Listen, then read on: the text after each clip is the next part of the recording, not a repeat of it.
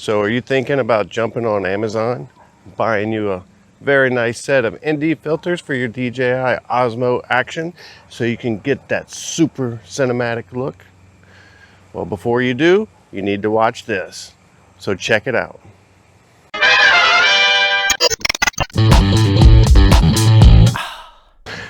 It's me, Steve WB, and welcome back to my channel. And today we are talking about ND filters and the DJI Osmo Action, whether it's worth it or not.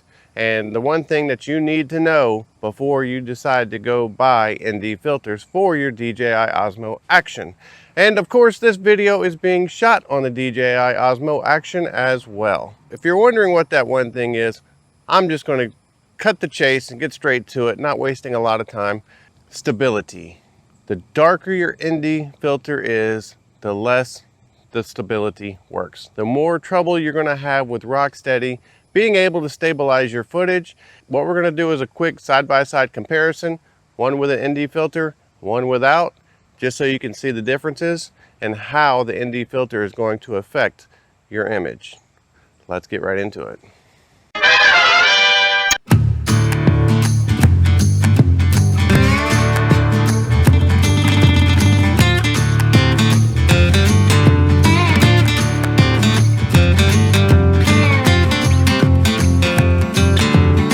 Okay, so let me put this short and sweet, I guess. In essence, your action cameras, DJI Osmo Action, GoPros, the lower the light, the less the stability works, the more shaky your footage is going to be. It only makes sense that if you put sunglasses on either of these cameras, the darker the sunglass, the shakier the footage is going to be. So does that mean that ND filters aren't worth it? No, I think they are quite worth it. If I want to really show off a camera's abilities, I will take and use those cinematic settings, the 24 frames a second with the 1/50th shutter speed.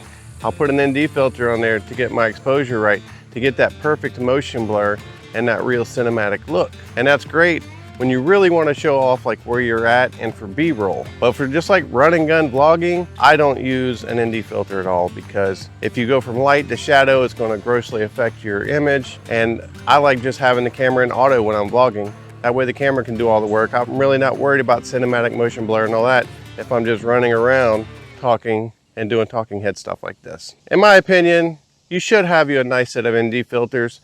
Freewell makes a nice budget set for $50. You get like 6 different filters, and they are well worth the money because they work very well and they will give you very nice cinematic looks. If you do choose to buy these, I will leave a link in the description down below to help this fledgling little channel.